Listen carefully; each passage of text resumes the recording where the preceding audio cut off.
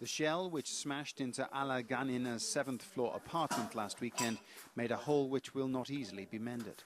As a child, she survived the Ukrainian famine, which followed World War II. Now, in her frailest years, she is having to endure hardship again. I survived all that. It's painful and it's offensive because we just started to live well again, and then they started killing us. We don't need all this. Donetsk is frankly a shadow of its former self. The northern districts where I'm standing now bearing multiple scars of the shelling and the mortar attacks which have been taking place here over recent weeks. A ceasefire would be hugely welcome for the beleaguered residents of these housing blocks, but the distant sound of gunfire and explosions that we're hearing this afternoon mean it's far from being a reality on the ground. For an hour on Wednesday, it appeared that the Ukrainian president had announced a sudden end to the conflict, a snap truce, said to have been agreed during a phone call with the Russian President Vladimir Putin. That was until the Kremlin flatly denied the news, all of which left civilians in Donetsk feeling much the same as they had before. Yes, we've heard about the ceasefire idea, but there were crazy explosions today everywhere. We were in the bus, came out, and shelling started.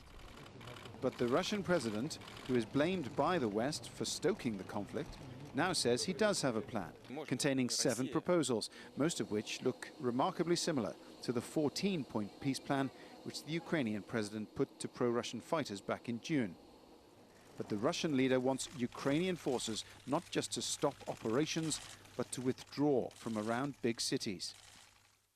The warring parties should immediately agree on and implement the following. Firstly, to end the offensive operations by the armed forces of the militia in Donetsk and Luhansk, to pull back the Ukrainian army and not shell populated areas, to ensure international observers monitor the ceasefire, and finally to ensure combat aircraft aren't used against civilians in the conflict zone.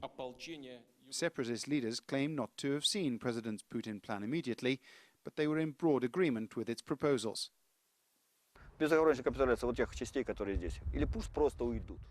them just go away and stop bothering us. We didn't bother them. We didn't go to Kiev, and we don't shell there. Do they want us to come to Kiev and start shelling? So I repeat once more, leave us in peace, go away. The coming days promise to be critically important. Ukraine's troubles will be top of the agenda when the NATO summit convenes on Thursday in Wales.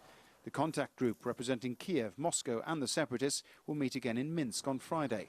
And on the same day, the EU will decide whether to hit Russia with yet more sanctions. Paul Brennan, Al Jazeera, Donetsk.